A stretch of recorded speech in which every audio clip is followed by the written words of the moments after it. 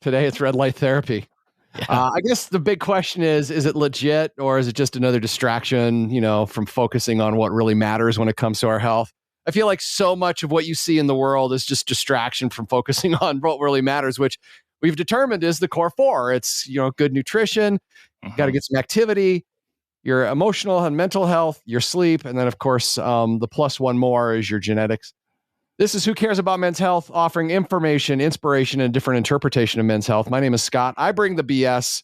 The MD to my BS is Dr. John Smith. Good afternoon. Are you ready to enlighten us on red light therapy? Pun intended, yes. Wow, Mitch, you're an easy audience today. Normally, you would never laugh at anything like that. I don't know. It was just so obvious. It caught me off guard. Our resident convert to caring about his health, Mitch Sears, is in the mix. Hey there.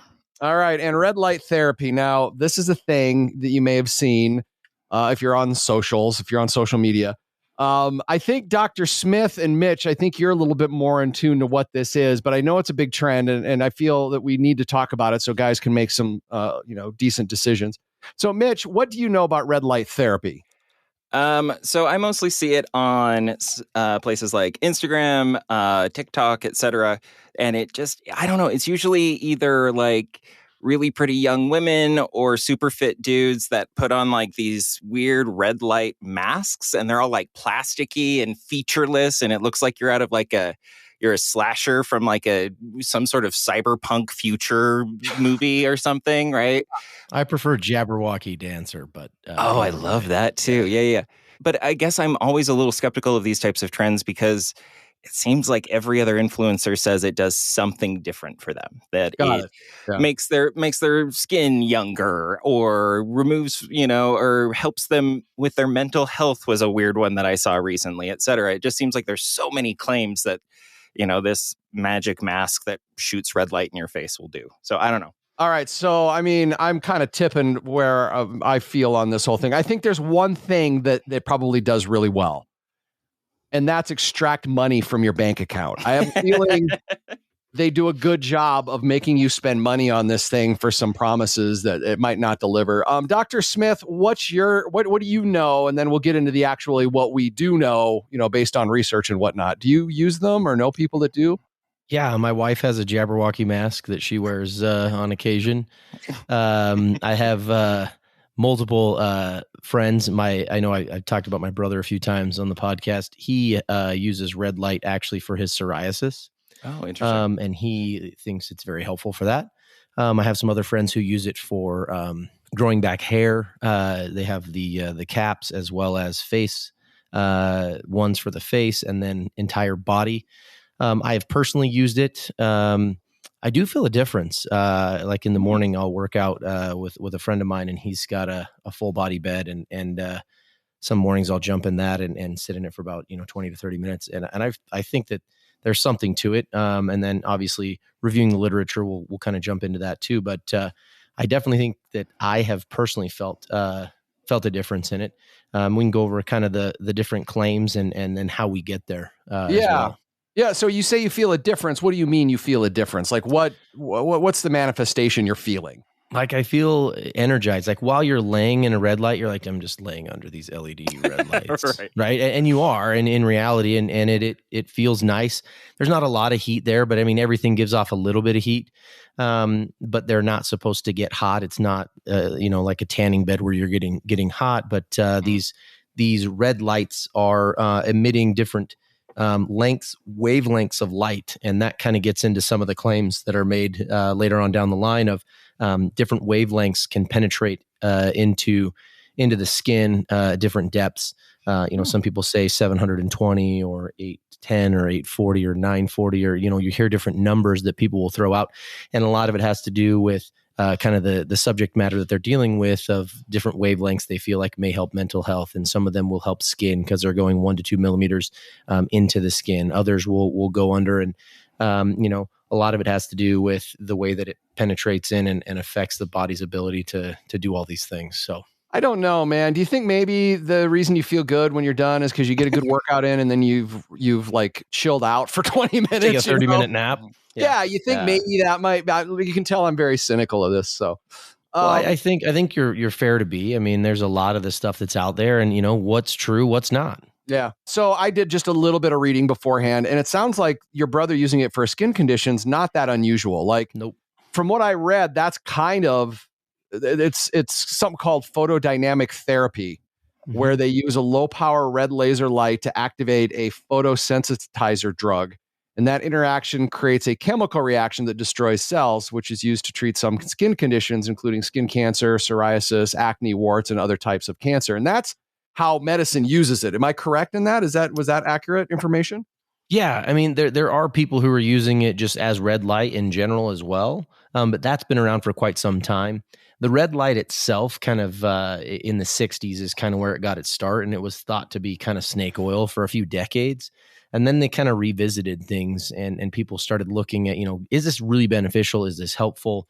And now it's gaining a lot of traction, and especially now you're seeing it all over social media. But even before that, the last 15 years, 20 years or so, people have been doing more and more research to show that it can help, build collagen in the skin, and it can help improve hair quality, improve the size of the hair follicles, the quality of the hair grown, and help regrow hair on the scalp. So there are these studies that are showing improvement in these areas where you're kind of skeptical, like, oh, you're going to put this hat on with red light and these different red lights on, and then all of a sudden you're going to poof, take it off and have just a beautiful head of hair. Fabio's going to pop out of the top of your head with his hair. And I don't think it's going to be that dramatic, but I think if you're looking at it, you will see some of those benefits. And I think that they are there. If you look at the literature and you kind of look at it now, again, the literature is continuing to come out on this stuff as people are doing it, but there are plenty of folks who are using it at academic centers, really high quality medical academic centers in their dermatology departments. They're doing studies on it right now, like Mitch said, with using it to help with mental health, to kind of do those things. And we can talk a little bit about kind of the understanding that we have of how it works, because the big problem was for 20 years, nobody knew the mechanism of how it worked. They're like, well, what does this do? And they're like, well, we don't know. Right. And then everybody's like, well, then it's snake oil. You don't know what it does.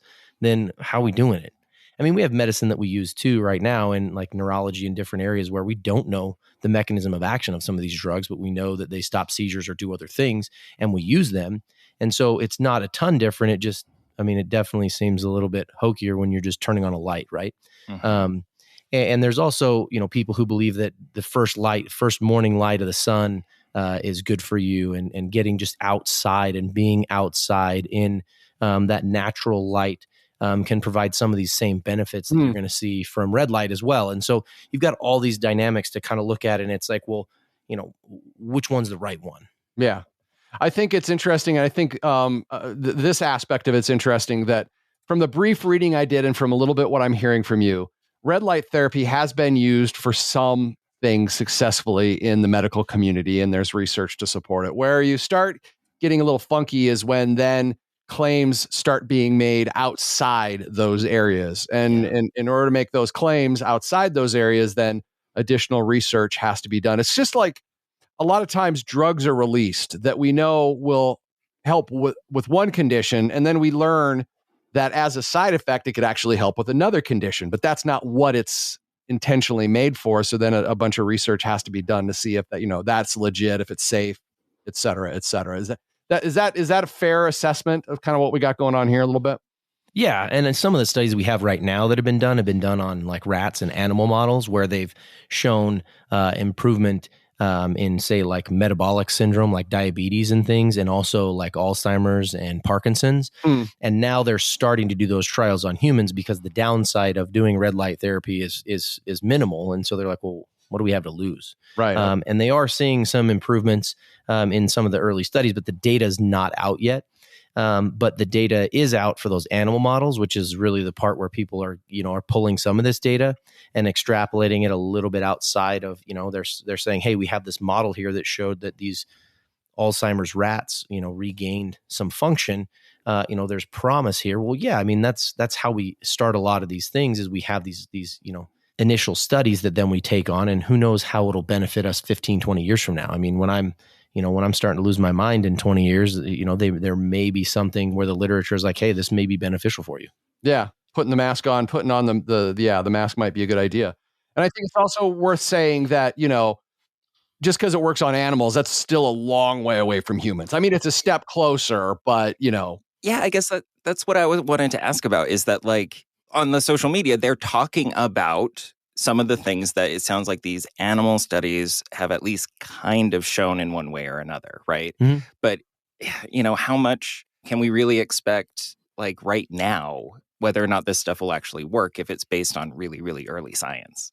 Well, and the science isn't necessarily that early. I mean, the science is there of what it supposedly will do and help. It's just, is it going to give us what we think we're going to get? Yeah. And so again, also the side effect profile of red light, doing red light 15 to 30 minutes a day, there's relatively low downsides. I mean, the burns and things that you'll read about in some articles, they say like where people have had heat burns and stuff, some of that's come from like malfunctioning equipment, things like that, where it's like, like if you're doing it safely and you're putting that Jabberwocky mask on, depending on the wavelength of light you're getting, I mean, those are the other things that you've got to look at too. If you've got a mask that you bought off of, your favorite influencer, and it only has the 720 wavelength and an 810 wavelength, and they say that the 940 nanometer wavelength is the wavelength to help with, mental health, depression, and the Parkinson's and Alzheimer's. Well, then you could put that thing on all day and the literature wouldn't support you. Do you see what I mean? Yeah. Okay. All right. So I was just going to say, a lot of times, you'll hear things where they may be the exact same thing. And one of the things that I looked at when I was, reviewing a lot of the research is there's a bunch of different names for red light therapy. There's, photobiomodulation. There's, low level laser light therapy, LLLT. There's a bunch of these different names for it. So, you may want to just, if you're looking at something, you're like, oh, what's that?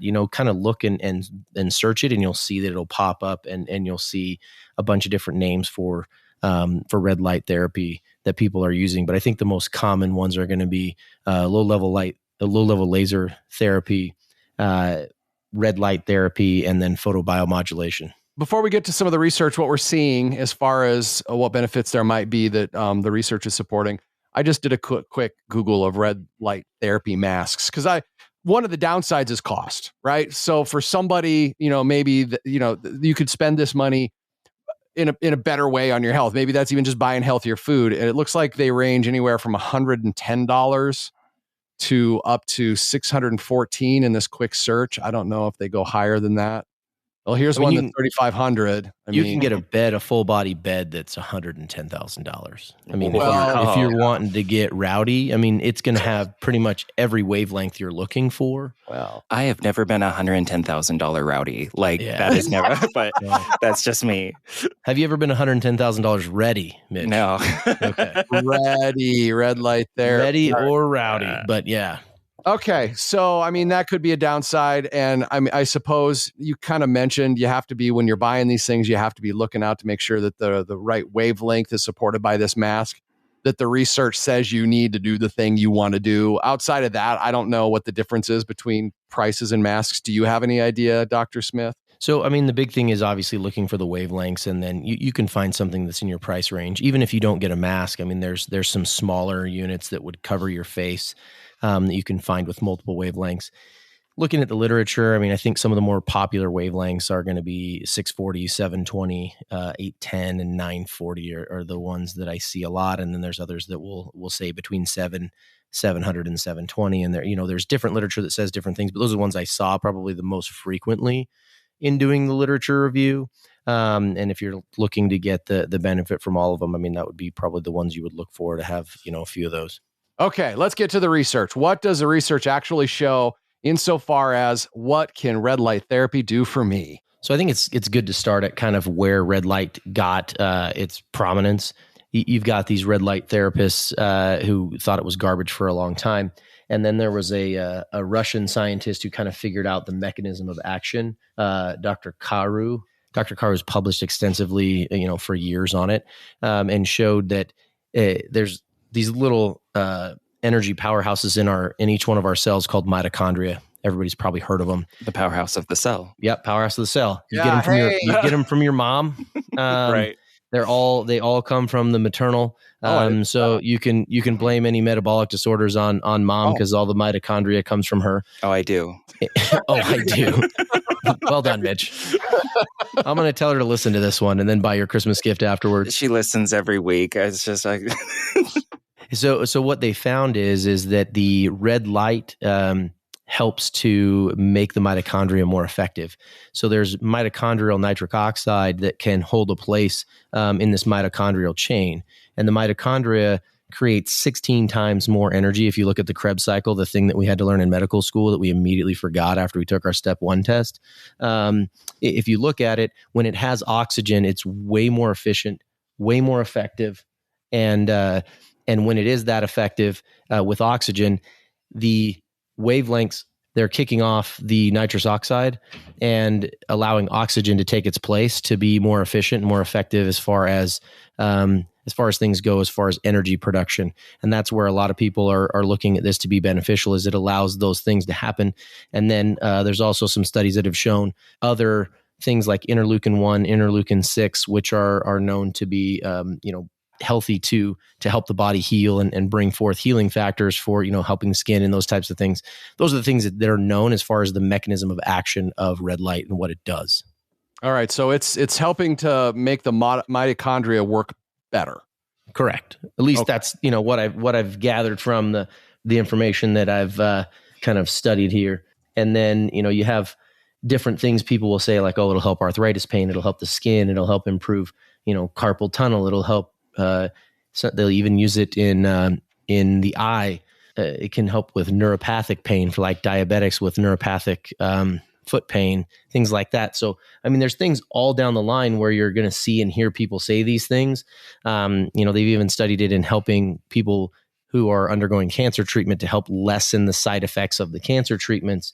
And some of these studies are very limited, but they're out there and they're showing some improvement as far as, the big ones. But I think the ones you're going to see the most commonly when you see the masks and things are going to be the skin, complexion, anti-aging on the skin, and then likely hair regrowth are the ones that you're going to see the most on there. And then when you see the full body beds, those are going to be the ones that are going to try to help improve pain, improve recovery from athletics, like working out, things like that, helping you recover, helping your body have the energy it needs to rebuild itself after you've worked out. Those are going to be the main things that you're going to see all these products kind of pump up. And as far as skin health, does it help improve the skin? What do we know about that? Let's just kind of go down some of these just one by one. Yeah, I think that's one of the ones that you've seen the most amount of research on, and that you have a lot of actual qualified medical professionals that are bringing those to the table, that are, at Harvard or at different, high quality institutions that people are going to trust. Those dermatology groups and those folks are saying, hey, this does have benefit and can be beneficial with a very low downside. Okay. And the literature is also supporting that it reduces inflammation after workout? Yeah, that's another one where you've got pretty good data. Obviously, we know what it does to the mitochondria and helping your body to recover the more energy you have. Right. And so, those are things that we have seen literature that's supportive of. Okay. And then I've heard wound healing. That kind of goes back to skin health. What do you know about that? So yeah, there's been some that say it helps scars to look better, things like that. Again, that's in that dermatology realm where there is aging spots, different things, and those are showing studies that are showing positive things. Okay. Again, the data is not like the most robust thing in the world where you're like, hey, everybody should do this. And another thing they will always tell you with red light is you cover your eyes because it can damage the eyes if you don't. That's why you always see people wear those little goggles on their face. So just being safety first. Got it. And hair growth, we already kind of hit that. There's some promise there again in the dermatology world. Yeah. Well, what about like the claims about mental health? Like how much research is there? Because there's just something that seems like if I turn a light on, suddenly my brain will start feeling better. That just seems really strange to me. Yeah, so I don't mean to cut you off, but like that's already a thing, right? Isn't it for people that have what's that condition called in the wintertime? You just get really seasonal affective disorder. Yeah, like light therapy for that's been proven to work, right?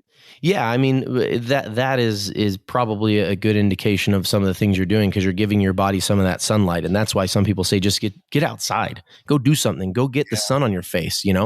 I mean, so many of us go to work, especially in the wintertime here in Utah, where we go to work and it's dark, and then we get off work at 4:00 and it's dark.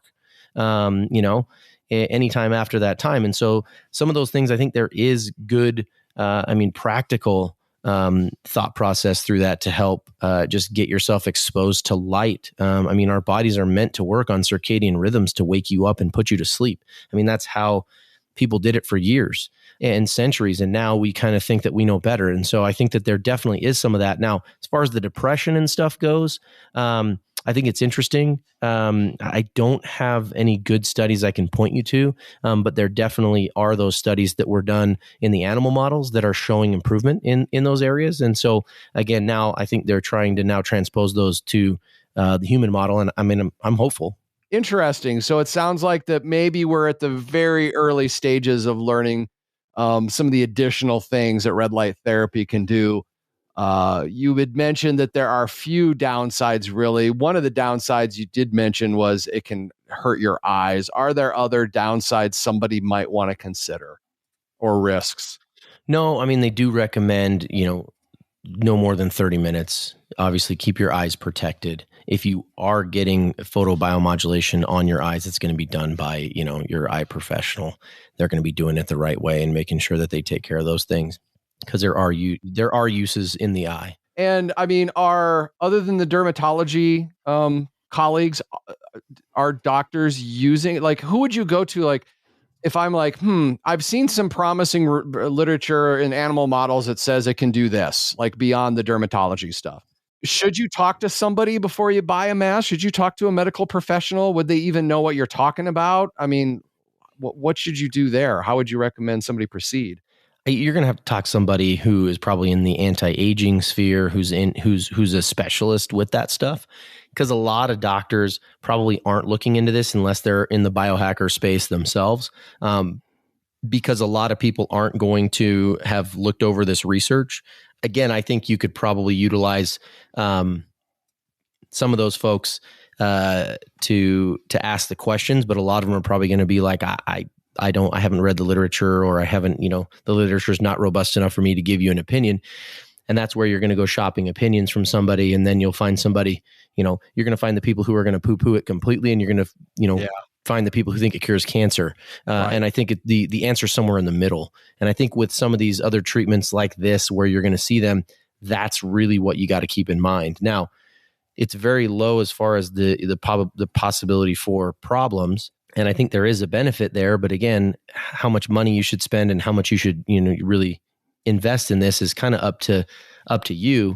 But again, finding someone who's really in that space that can give you the top-notch research. I mean, a lot of those people are, some of these guys that are PhDs and MDs that have kind of done anti-aging and the kind of biohacking to try to keep people healthy and young as long as they can.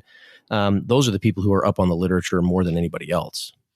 How do I make sure I'm not buying one that's just like LEDs, right? But I guess that's well, that's legit all it is, Mitch. I know, but like, you know what I'm saying? Like, I have a Hue bulb in my other room that I can turn all sorts of colors. Like, do I just turn that to red and be like, oh, I feel amazing? I mean, yeah. Here's the thing: the wavelength stuff is probably your the biggest thing that you're going to look at. The LED light source. I mean, those are the things that you're going to want to look at. Like the ability of the light source to accurately and reliably generate the wavelength of red light you are looking for in a particular situation. Because I would imagine that that's probably not necessarily super easy and cheap to do. No, but I mean, a lot of the less expensive stuff you're going to find are going to have at least 2 to 4 wavelengths on them, and they're going to have them listed. Okay, so the price is... how are you going to test that? I mean, you've got to trust somebody at some point somewhere. Right. Sure. Yeah. All right. So I'm looking at these prices again. I mean, if I kind of in the middle, spend $200, Mitch, you want that for Christmas this year? Or should I spend my $200 on something else, like an adjustable weight kettlebell for you? Like, I mean, where if you're going to spend the $200 and invest some time, what do you think is going to have the most benefit? I might be able to get influencer clout if I have one of the spooky masks. Okay. But like, no, I honestly, I think that's kind of one of my takeaways, I guess, from this is that, maybe you don't have to be 100% skeptical of every little thing you see on the internet. Like there might be actual evidence. It's kind of the same thing we did with the cold plunge episode. But I mean, you can kind of learn something from at least what the early research has shown.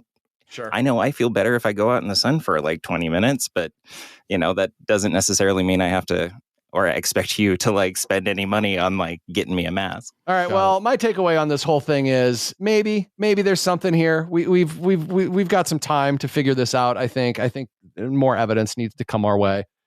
Much like the cold plunge, if you want to get started cheap, just go out in the morning first thing and sit outside for 10, 15 minutes. I'll tell you, even when it's dark, I go outside and get that cool weather. It helps wake me up and I feel better. Right. So, I mean, that's free. I don't know that I'm going to necessarily run out and get a mask though, but I think it's something worth watching. And if you got a little bit of disposable income and you want to give it a shot, then, find out what wavelength you need to get to do the thing you want to do and make sure you get a mask that gets that and, give it a shot, see what happens and protect your eyes. I think is my takeaway. Dr. Smith, you got anything you want to wrap us up with here? No, I think you're right on. I think if you do have the desire to get into it and see if it helps, I mean, I think, a lot of people are out there saying that it helps. And if it's something where you're like, hey, I've got a little bit of disposable income and I want to see if this helps, I think there's very low incidence of risk and problems from it. And so I would say give it a go and then send us an email and let us know what you think. All right. And this does not constitute medical advice, by the way. This podcast is guys just talking about health, and you should do your own due diligence as well. So have you come across some health trend you're curious about? We do like talking about these health trends. I would be interesting to see if there's a common pattern. Like I've already noticed between the two health trends, cold plunges and red light therapy, there's a common pattern that's kind of happening here. That maybe you could get this from a different source. And it's still a developing thing. Reach out to us and let us know what that is, or if you're even using red light therapy. I mean, has it helped you like it does Dr. Smith? You can email us hello@thescoperadio.com. hello@thescoperadio.com. Thanks for listening and thanks for caring about men's health.